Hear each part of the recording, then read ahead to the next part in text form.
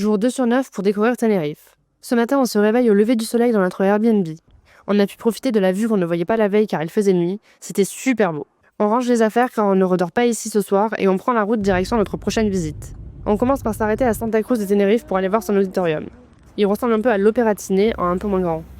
On en profite pour faire un plan au drone et on tombe sur un mec qui décide de se baigner dans une fontaine. Chelou. Ensuite, on reprend la route direction une seconde ville, Candelaria. Dans cette ville, il y a une basilique assez impressionnante en bord de mer.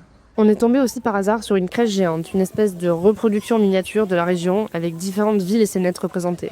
C'était joli mais un peu bizarre. Après ça, on a pris un peu de hauteur dans la ville pour avoir un beau point de vue sur la basilique, puis on est allé s'acheter des empanadas pour notre repas du midi. C'était bon mais on en avait acheté trop, on a eu du mal à finir.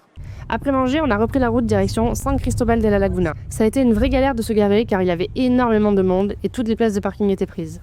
On n'a même pas trouvé la ville incroyable et en plus il y avait pas mal de monde dans les rues. Du coup, on est vite reparti direction le parc de la Naga, dans le nord-ouest de l'île, pour profiter des miradors sur le Teide. Bon, ça a été un loupé car il y avait beaucoup de nuages et du coup on ne voyait pas le Teide. Mais les vues étaient quand même chouettes. On va essayer d'y revenir un autre jour en espérant avoir des vues plus dégagées. En attendant, on s'est rabattu sur la forêt. On est passé par un endroit où il y avait un mur végétal avec des arbres dessus, trop beau. La forêt était super impressionnante avec tous ces lauriers tentaculaires qui donnent une ambiance presque féerique. C'était super chouette. On a tenté un autre point de vue plus tard, mais pareil, trop de nuages. Du coup, on a abandonné, on est parti faire des courses pour le soir dans un supermarché où il y avait beaucoup de surgelés en vrac, comme des fruits, de la friture et des croquetas. On a aussi trouvé un sandwich super bizarre en cercle. On n'avait jamais vu ça.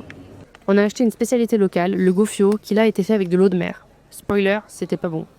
On a ensuite rejoint notre logement qui était hyper grand. On va y rester 2 nuits, du coup on s'est installé et on a revu l'itinéraire des jours à venir pour retourner au Mirador qui était couvert. On s'est fait notre repas du soir qui n'était pas fou non plus, des croquetas surgelées qu'on a fait cuire au four sans matière grasse. Bah ça manquait clairement de gras. Et sur ce énième fail, on allait se coucher. Du coup on vous dit à demain!